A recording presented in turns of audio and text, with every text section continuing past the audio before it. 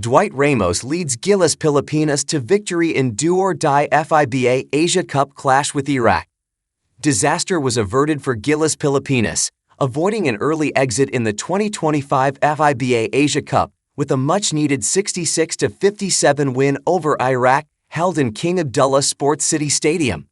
The victory keeps Philippines alive and sends them to the qualification stage, where they will face either host Saudi Arabia or Jordan for a spot in the quarterfinals. True to their form in this tournament, Gilas started sluggishly on both ends.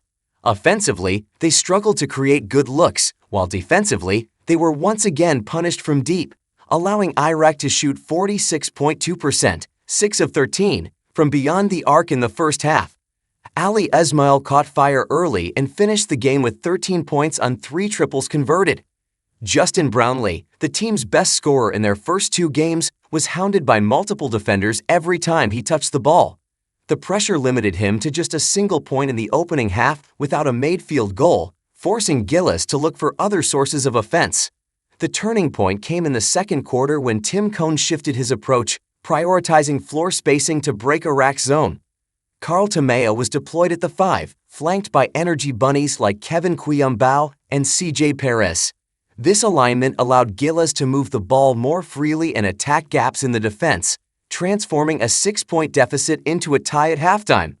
The success of this smaller, more mobile lineup also convinced the coaching staff to abandon the too-big pairing of Junmar Fajardo and AJ Edu for the majority of the second half. With the floor opened up, Gilas found their offensive rhythm.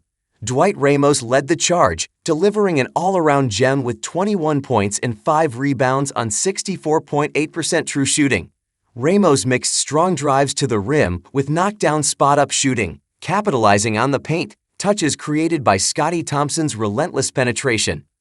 Edu also thrived as the lone big in these spaced-out lineups, contributing 9 points, 7 rebounds, 3 steals and 2 blocks in a two-way performance that anchored Gilas inside. Brownlee, though far from his usual production, still found ways to impact the game, helping merely as a threat to Iraq's defense, but just finished with 8 points on a lowly 31.1 TS%. It wasn't a pretty win at all for the Philippines. Gilas still showed many of the same flaws that have plagued them throughout the tournament: slow starts, inconsistent perimeter defense, and over-reliance on individual creation. But in a do-or-die situation, they did just enough to grind out the result. The adjustments in lineup spacing, the rise of secondary scorers, and timely defensive stops down the stretch ensured they lived to fight another day.